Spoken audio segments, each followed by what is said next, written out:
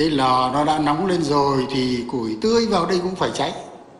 Củi khô, củi vừa vừa cháy, củi khô là cháy trước, rồi dần dần là cả lò phải nò nhóm lên. Tất cả các cơ quan vào cuộc ra đứng ngoài đâu, mà không thể đứng ngoài được.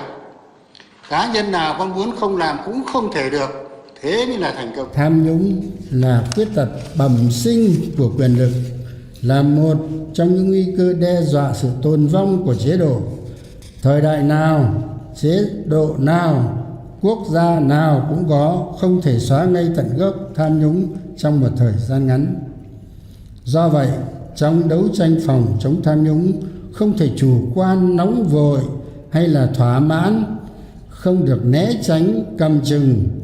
Trái lại, phải rất kiên trì, không ngừng, không nghỉ, vừa phải kiên quyết phát hiện xử lý tham nhũng, vừa phải kiên trì giáo dục quản lý, ngăn ngừa, răn đe, không để xảy ra tham nhũng, vừa phải cảnh giác đấu tranh với những âm mưu hoạt động của các thế lực thù địch, phần tử xấu, lợi dụng đấu tranh phòng chống tham nhũng để kích động, chia rẽ, chống phá Đảng, Nhà nước và chế độ ta. Bản lĩnh chính trị anh tốt, anh không bị đứa nào lôi kéo thì làm gì mà tham nhũng. Nếu đạo đức anh trong sáng, anh giữ gìn liêm sỉ thì làm gì phải đi tham nhũng. Cái đó là cái gốc. Nó bảo bây giờ nó lắm mẹo lắm, nó đi vòng quanh, nó chả trực tiếp đâu, nó qua trung gian, nó qua vợ con, nó qua bạn bè.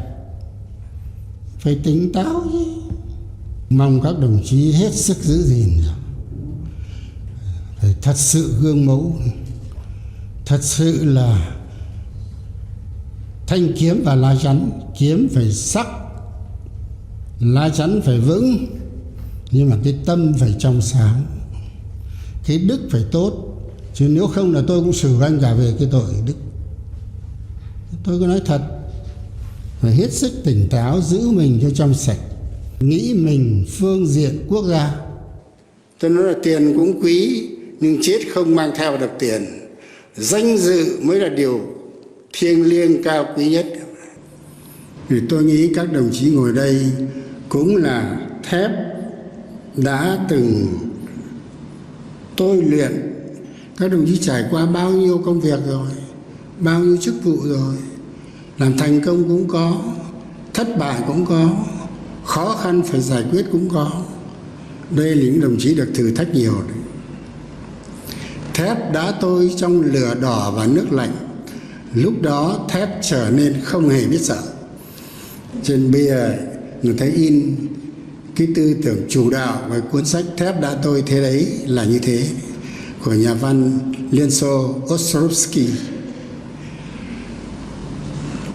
Ông ấy nói thế này, tôi không nhớ nguyên văn nhưng mà tinh thần thôi: cái quý nhất của con người là cuộc sống và danh dự sống, bởi vì đời người chỉ sống có một lần.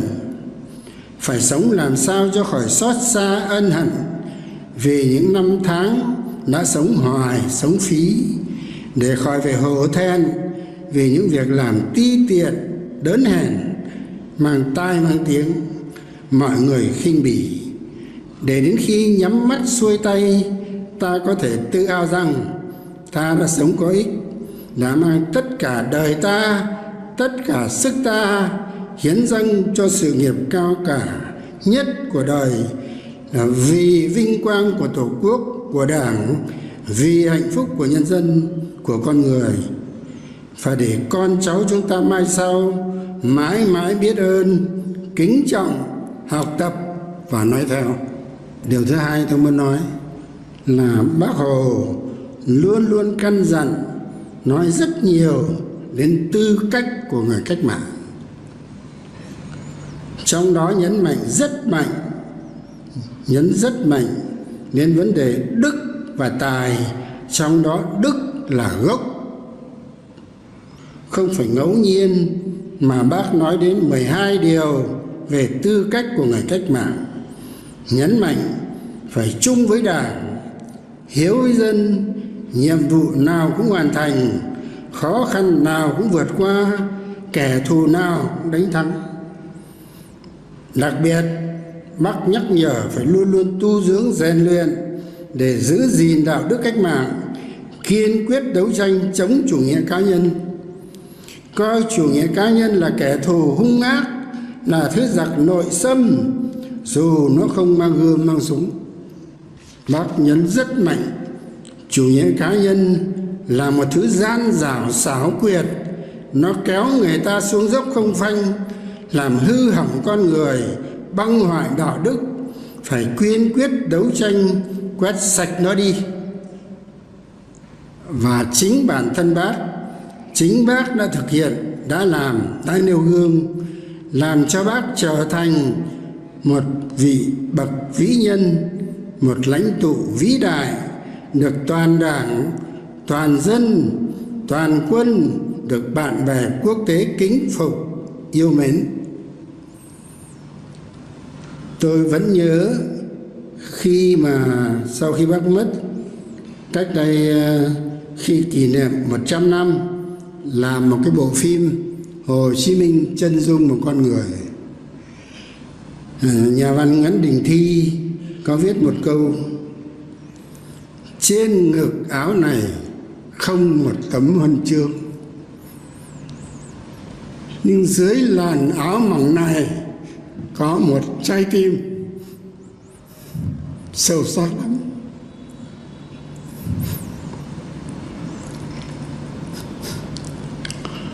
Còn nhà thơ Tố Hữu thì đã có rất nhiều bài viết về Bác Hồ, và tôi rất thích cái câu: mong manh áo vải hồn muôn trọng, hơn tượng đồng phơi những lối mòn. Giờ mình đi làm chống tham nhũng, mình lại tham nhũng thì còn nói được ai? Chân mình còn lấm bê bê, lại cầm bó đuốc đi dê chân người. Ai đã tham gia vào ban chỉ đạo phòng chống tham nhũng mà vướng vào tham nhũng tiêu cực thì tôi đây không phải là cá nhân tôi, mà nói tức là Đảng, Nhà nước. Tôi xin mạn phép được nói cái đó, tôi sẽ xử lý trước. Sắp tới còn phải hướng dẫn thế nào, quy chế làm việc ra làm sao, nhất là chọn nhân sự thế nào. Chứ là ông vào đây không chống tham nhũng, ông lại tư túi, ông mà lại vướng vào tham nhũng thì ông còn chống ai nữa. Mà anh nào vướng ở đây tôi xử trước, không nói thẳng là như thế. Rồi các bác các đồng chí thấy bắt một loạt cái vụ tưởng như không làm được, bây giờ bắt rồi, mà sắp tới sẽ làm vụ nào kể tên rồi chả bí mật rồi. Khối anh sợ, mà không thể không làm được, vì nó đã rõ quá rồi, nó là thành xu thế rồi, thành phong trào rồi. Đây là niềm tin của dân và đòi hỏi của cuộc sống, không thể không làm được. Đây là cuộc đấu tranh nội bộ trong chính chúng ta, trong mỗi con người chúng ta, cho nên phải làm kiên trì, làm bền bỉ, phương pháp đúng, nhân văn, nhân đạo, nhân ái, nhân tình, chứ không phải là cốt xử nặng hay là đối xử với nhau như là tốt rồi.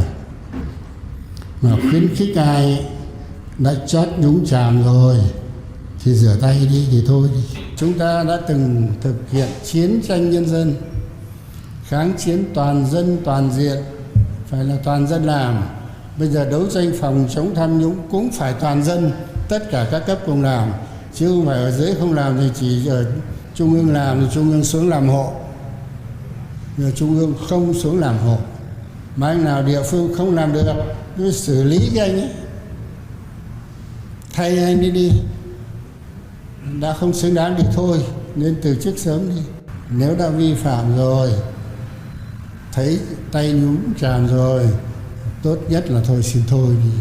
Gần đây rất nhiều cái trường hợp ấy rồi, mà đang còn nữa, các đồng chí cứ chờ xem. Với sự nỗ lực phấn đấu chung sức đồng lòng của toàn Đảng, toàn dân, toàn quân, công tác đấu tranh phòng chống tham nhũng tiêu cực của chúng ta đã thu được nhiều kết quả quan trọng.